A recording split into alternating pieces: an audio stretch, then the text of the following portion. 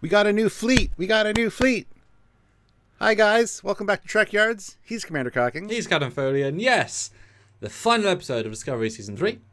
And one of our predictions was that a fleet from the planet once called Vulcan warps in at maximum warp.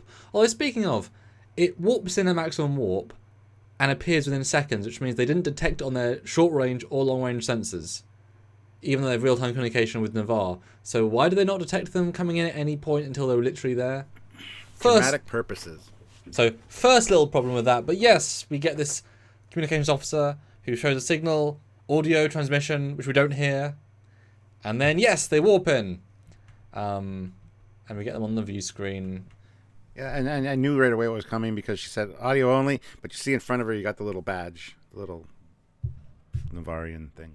So, yeah, they warp in, and you see them in two shots, and then they leave. But we're still going to talk about them because they've done some enhancements, some processing, some lightening to get the best view possible, guys. What did you think of this new Navarian fleet, Stuart, of Trekyards, the ship review show? I was underwhelmed, honestly. We didn't get enough good shots of them, and we were expecting something really cool because now it's the Romulans and Vulcan tech. And what we got reminded me a lot of the Sona ships. They just seem like lobster claws to me. You know, we didn't see them very much. I did have to watch it a few times, and you see it in the distance as they come in. And I think we see one or two shots later when they're kind of in warp. Although there's one shot where the Discovery goes to warp, and you get this nice, beautiful pass of Discovery, which we've been complaining we haven't really got.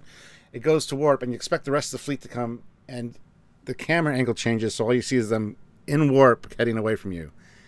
Very distorted. Anyway, I was underwhelmed. That's my answer. Sorry. Yeah, it's and also the fleet doesn't do anything either. Absolutely, the Federation fleet would have been enough to take out the Viridian and Discovery. It's kind of like in Season 2 when the Ba'u fighters appear, and you're like, you know they won't make any difference, right? And in fact, the Kelpians are going to get killed, and probably Cyrus is going to get killed, right? And you're playing this off as a special moment. It's like, that doesn't work. D7's work. This doesn't work. So in this scene, now what's interesting though, and you really got to look close, is that two distinct different designs do warp in, and you have to actually stop and look, because you've got the lower ship, which to me looks like the Klingon Bird of Prey from Season 1, just a bit different. All the same shapes are there, and the ship at the top, to me, looks like the Independence Day 1 fighter, the kind of Scarab fighter. So I'm wondering which is the Vulcan aesthetic, which is the Romulan aesthetic. Because I was expecting a unified feel, but as soon as you realise there's two designs there, it's like, oh, well, which one's which? It doesn't necessarily mean one Romulan's, one Vulcan. It just means that they're different classes of ships. Like some could be battle cruisers, the other one could be a frigate, something like that. But given that they still had some sense of identity in the episode, I wouldn't be far to say one is the Romulans, one is the Vulcan-esque. Would be nice if they're both the same. But yeah, we've got two. Did you notice there was two designs? I didn't, but now looking at them, it's quite interesting because they're quite different. And are those two at the top, are they facing us or are they facing to the right of the frame? Because it looks like they're almost heading to the right. You don't know? Okay, good job. Don't know. I don't even know. We assume the other ones, the bright orange, are facing us, but since Discovery passes them, I don't know. Well, interestingly enough, now that you've pointed out the ones at the top, which I never noticed before, I also see you have the TNG ships, which are a Vulcan design. This is from Unification, I assume, yes? Mm-hmm. Yep. Okay. The freighters that were taking dodgy things to Vulcan. Which, they look similar almost to those. The ones at the top of that other frame, a little bit. And these have some Romulan aesthetics as well, which I never really noticed before because we never really looked too closely at these before. But they definitely have like a warbird kind of vibe to them, don't they?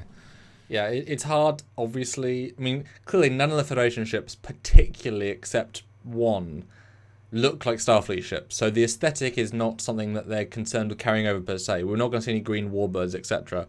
Or any... I mean, why would we see, 900-year-old red ring ships? Exactly, yeah. That's old tech. Yeah, so it is a fresh slate. Obviously, if you put either ships in a lineup, you would never call either Romulan or Vulcan. You wouldn't even close. Like you said, Sona and Independence Day, I think is a more fair example. Or like I say, the bottom ship looks like a bird of prey to me. And I've always studied that more in 3D. It has the head, it has the wings. The Gothic one, the Gothic Discovery one. Yeah. I see what you're saying. Yeah. It's quite close, but once you say it's a Romulan ship, and assuming that's the front, then it does kind of have that slightly aggressive, pointy look. I mean, it's really like a thread, but it is something. Would have been nice if it either had a warp ring though of any kind, especially the ones that, because I can see the bottom ones being Romulan, top ones being Vulcan. Should explain why the Romulans sent more, because they've got more warships on standby. Why, that would make more sense logistically. And then the other ones, if they had a little bit of a warp ring. But I mean, clearly these are things that they only needed to be minimally in the sequence, very low detail. I doubt we're going to see any clear visual until Eagle Moss, and they're going to be incredibly simple. And the magazine will say, it said design Romulan ship, they gave us 2.5 hours, and we just sketched something briefly, and then we modelled it. But neither are, like, offensive or bad, just they don't have much personality and don't link to their races, but obviously we can't see them really close. So it's kind of a, Yeah, we needed a ship. We didn't have really time to do any much. So here we go. They're in the distance. Yeah, and I'm sure CBS will release something like they did recently released a thing on their Twitter about the other designs, the Starfleet designs. So I'm sure at some point we're going to see something like that where they've kind of polished things up a little bit and they present it like this is what it looked like, which will be before the Eagle Moss thing, right? Well, that's why they were clear to say in that reveal, concept art. Which therefore you can't say, oh, they're not very detailed. Then you say, concept art. That's useful. I mean, that's the thing, isn't it? This is kind of a fun little one, because even if you'd wanted to find a screen cap, I went and found the most in-focus screens. These are the best, and we've enhanced it, etc. So, we do the work so you don't have to, and, here they are. I mean, it makes you kind of appreciate the unique design of the Earth Defense Force ship, the Halo 4 style obelisk ship, that was visually quite striking, and these ones kind of have a similar vibe, the more pointy ones, to the Raiders in that same episode. I did wonder if they were the same ships. They just kit bashed, and they're not the same ships, so thankfully they have like a tri-point. It's different, but they kind of have a vaguely similar vibe. But Raider versus not. But at least we got to see them. But they played no part in it except putting pressure on them.